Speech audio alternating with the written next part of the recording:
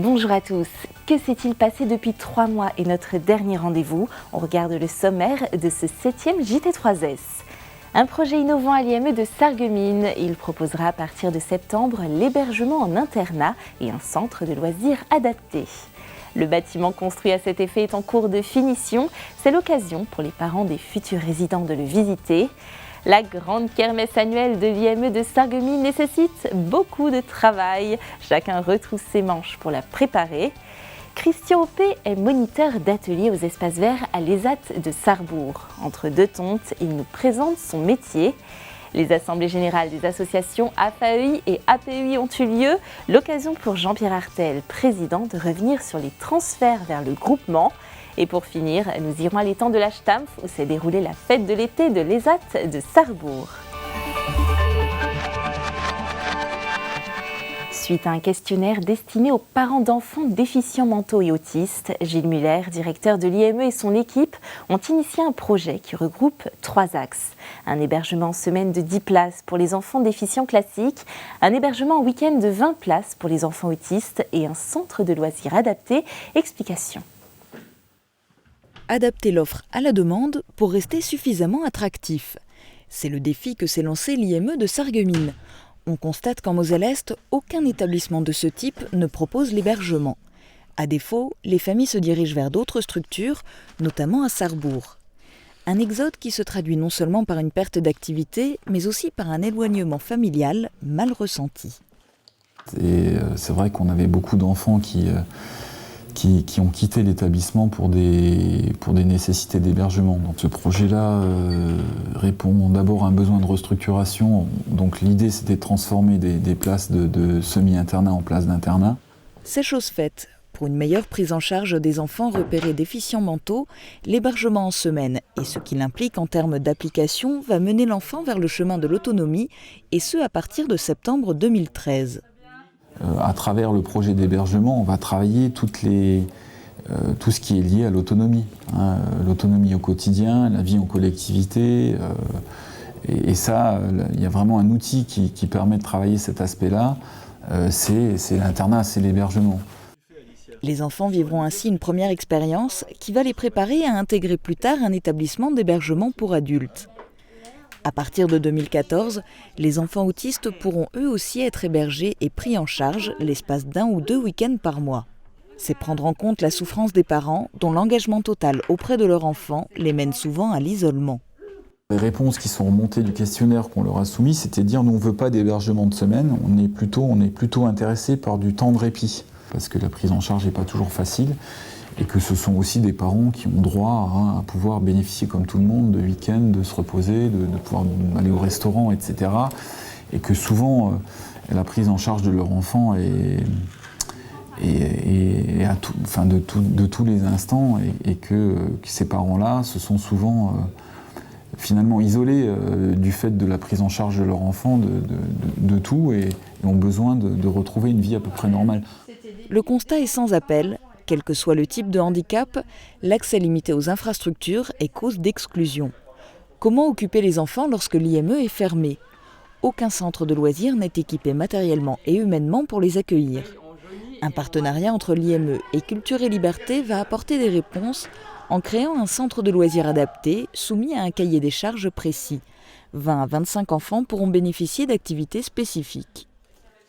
Ça vient aussi en réponse à une demande assez forte des parents qui était de dire il faut qu'on puisse assurer d'une autre manière la continuité de la prise en charge de nos enfants sur les périodes où l'établissement est fermé. Le projet initié par l'IME fait un pas de plus dans l'accueil de la différence, l'objectif étant de participer pleinement à la vie. Le nouveau bâtiment prend corps. Il émane de la nécessité de restructuration de l'IME qui étend ses services en proposant de l'hébergement et des activités dans un même lieu. Un projet qui va améliorer le suivi des enfants et le quotidien des parents. Visite des lieux tout de suite. Ils sont une dizaine de parents d'enfants déficients mentaux ou autistes à avoir répondu à l'invitation du directeur de l'IME pour visiter les futurs locaux qui hébergeront leurs enfants. Le bâtiment est encore en chantier, mais tout devrait être prêt en septembre.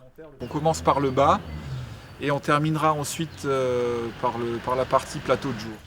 La maison en structure bois s'élève sur 2 étages d'accès plein pied. La visite commence par la partie hébergement située au rez-de-jardin. Dans les 12 chambres, vous avez 10 chambres d'accueil permanent de semaine. 12 chambres individuelles de 16 mètres carrés environ, avec bureau et sanitaire, encadrent l'espace central, équipé d'une kitchenette et d'un bureau.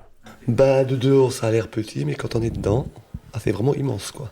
Tout n'est pas terminé, mais bon, je trouve ça très intéressant, grand, spacieux.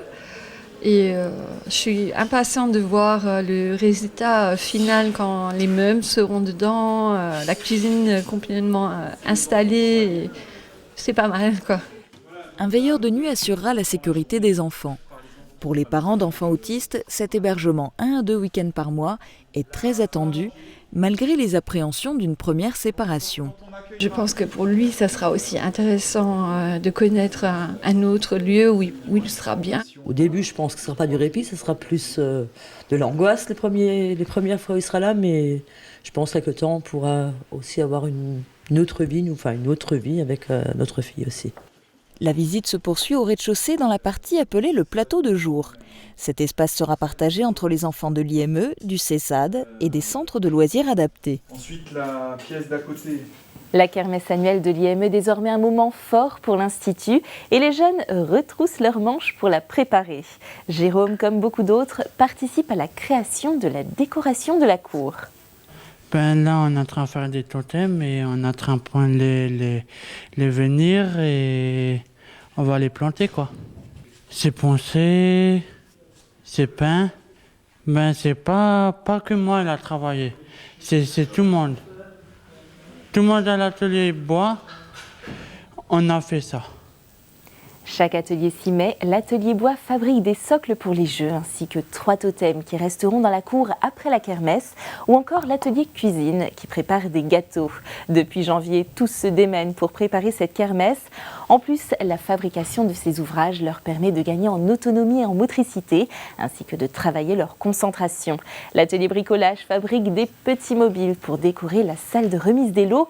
Les enfants préparent aussi les cartes postales qui seront accrochées au ballon. Ces cartes postales s'envoleront chacune avec le nom d'un enfant de l'IME afin que les personnes qui recevront ces cartes puissent correspondre avec eux, toujours avec l'objectif de créer un lien entre l'enfant de l'IME et l'extérieur. Dans le JT du mois de septembre, nous reviendrons en images sur cette grande kermesse. Christian Hoppé est moniteur d'atelier aux espaces verts à l'ESAT de Sarrebourg. Entre deux tontes, il nous présente son métier, une activité riche en relations avec les usagers et les clients et qui permet une certaine sensation de liberté, celle de travailler au grand air et en contact avec la nature. Tu fais toutes les bordures correctement ? Ouais. Gérer les tontes, les tailles ou encore le débroussaillage, c'est le quotidien de Christian Hoppé, moniteur d'atelier espace vert à Sarrebourg. Dans le métier, depuis plus d'une dizaine d'années, il encadre au quotidien 6 usagers. C'est un travail de management, mais pas seulement. Il faut aussi mettre la main à la pâte. Nous sommes en pleine saison de tonte et le travail ne manque pas pour cette équipe qui s'occupe aujourd'hui des abords de l'IME de Sarrebourg. Après le briefing du matin, le matériel est choisi puis emmené sur le terrain. Le travail peut alors commencer. On a des équipes qui tournent avec 2 tondeuses, 2 débroussailleurs, un brouetteur. C'est pas toujours les mêmes qui font la tonte, c'est pas toujours les mêmes qui font le débroussaillage. Alors c'est quand on arrive sur le chantier que je leur dis ce qu'ils ont à faire. Les usagers de l'ESAT ont entre leurs mains des machines qui peuvent être dangereuses si elles sont mal utilisées. Pour Christian Hoppé, c'est une attention de tous les instants qui est nécessaire. Il faut pouvoir les encadrer, les juger, parce que c'est pas toujours très facile non plus. Ils ont leur caractère, ils ont leur façon de faire et c'est un peu la difficulté du métier. Mais bon, personnellement, j'ai une très bonne équipe et qui est rodée et je me plains pas du tout de mes gens, quoi. Ça tourne vraiment bien, quoi. L'avantage de ce métier, être à l'extérieur et au contact de la nature, mais pas seulement, puisque des liens forts se développent entre le moniteur et les usagers. On passe de bons moments, on peut même rigoler et on peut passer de très bonnes journées dans une bonne ambiance. Et on a le contact avec les clients aussi. On n'est jamais au même endroit, les chantiers sont toujours différents.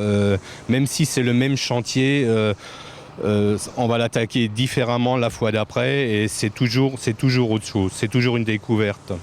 Actuellement, j'ai Alexandre qui est dans le fond là-bas. Quand la période des tailles démarre, Alexandre est vraiment, il aime ça.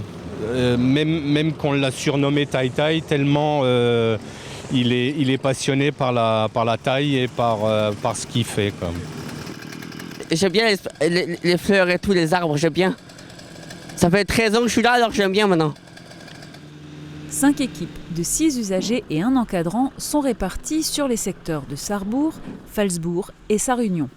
Chaque équipe compte environ une trentaine de clients allant du particulier aux très grosses entreprises en passant par la communauté de communes. Dernier contrat en date et non des moindres, l'entretien des terrasses de la Sarre. L'AFAEI, l'association familiale d'aide aux enfants inadaptés de la région de Sarreguemines, et l'APEI, l'association de parents d'enfants inadaptés de la région de Sarrebourg, ont tenu leurs assemblées générales annuelles respectives. Ces deux associations œuvrent depuis plus de 40 ans pour l'accueil et l'accompagnement d'enfants et adultes présentant un handicap. L'occasion pour Jean-Pierre Artel, président, de revenir sur les transferts vers le groupement. Défendre les droits et intérêts des enfants et adultes inadaptés était et restera l'objectif principal des associations AFAEI et APEI. Composées majoritairement de parents d'enfants handicapés, ces associations œuvrent au quotidien pour améliorer la vie des personnes en situation de handicap. Jusqu'à fin 2012, l'AFAEI et l'APEI étaient employeurs des salariés et étaient gestionnaires des établissements d'accueil comme les IME ou les ESAT et de certains foyers d'hébergement. Depuis le 1er janvier 2013, cette gestion est assurée par le groupement 3S, qui devient donc également l'unique employeur des salariés. C'est quand même dans l'air du temps où on parle beaucoup de regroupement. À partir du moment où on est trop petit, on risque de se faire manger par des plus grands et qui n'est pas forcément dans la même opinion des valeurs que l'association défend. Les associations AFAEI et APEI ne disparaissent pas pour autant. Elles vont évidemment poursuivre leurs activités au bénéfice des usagers. De plus, 4 représentants de chaque association siègent à l'Assemblée générale du groupement 3S, dont Jean-Pierre Artel est également administrateur. Il y a quand même des rôles très importants au niveau de l'aide, au niveau du relationnel, au niveau des finances, parce qu'il y a quand même des fonds propres et des fonds, comme je dirais, qu'on puisse mettre à la disposition que le groupement n'a pas sur le lancement des projets, des dépenses que l'association peut nous apporter grâce aux brioches de l'amitié, aux dons et aussi aux forces vives de chaque association pour faire les manifestations et pour montrer qu'on existe et qu'on est là pour défendre le handicap. Pour Jean-Pierre Artel, président de l'AFAEI et de l'APEI, le groupement 3S et surtout le regroupement est la meilleure solution pour peser dans le contexte actuel. J'espère que les membres ou les adhérents de l'association ont compris que l'association ne disparaît pas et qu'on a besoin de toutes les forces vives, aussi au niveau politique et aussi financier, parce que pour lancer des projets, le groupement de coopération n'a pas forcément tous les moyens. L'année prochaine, les deux associations, AFAEI et APEI, tiendront à nouveau leur assemblée générale, comme c'est le cas depuis plus de 40 ans maintenant. Le soleil est enfin de retour sur la région et avec lui l'été. Les travailleurs de l'ESAT se sont rendus à l'étang de la Stampf, près de Dabo, pour profiter de la chaleur estivale à l'occasion de leur grande fête de l'été. Marche, jeux, pêche et barbecue. La journée était conviviale et festive. Retour sur l'événement en images. Tu veux une blague peut-être? Aujourd'hui, alors, une fête d'été de CAT et on fait aussi de la pêche, on mange, de la marche et c'est une fois par an. L'étang de la Stampf accueille la grande fête de l'été de l'ESAT. Avec le retour des beaux jours, l'établissement organise sa journée festive. Pour cette année, pas de parc d'attractions, mais une sortie nature qui donne l'occasion aux travailleurs de la blanchisserie et à ceux de l'ESAT, de l'Éventail, les deux sites de Sarrebourg, de faire une pause commune pour se retrouver et se rencontrer entre usagers. suis parfaitement content de la journée parce que c'est la journée tout d'abord des travailleurs et après je pense que toutes les conditions sont réunies aujourd'hui pour passer une bonne journée. Tout le monde y trouve son compte, on peut pêcher, on peut manger, on peut boire, il y a des jeux, il y a de l'animation, tout le monde est content, voilà. Au milieu de la nature, travailleurs de l'ESAT, moniteurs d'ateliers, psychologues et encadrants, ils sont plus de 150 à se retrouver pour partager un barbecue avec une météo plus que clémente. Pour cette année, il y a même un concours de pêche. Alors l'ambiance de la journée, c'est d'abord une ambiance soleil, on va dire. Je crois qu'on est arrivé au bon moment pour remonter le moral de tout le monde avec le soleil aujourd'hui. Et c'est avant tout la détente, le loisir aussi de pouvoir s'occuper un petit peu différemment, d'essayer d'autres choses. Les loisirs ne manquent pas puisque l'établissement a apporté de nombreux jeux pour animer la fête. Voilà, c'est sur cette note festive que s'achève ce JT. Merci de l'avoir suivi. Je vous souhaite d'agréables vacances. À bientôt.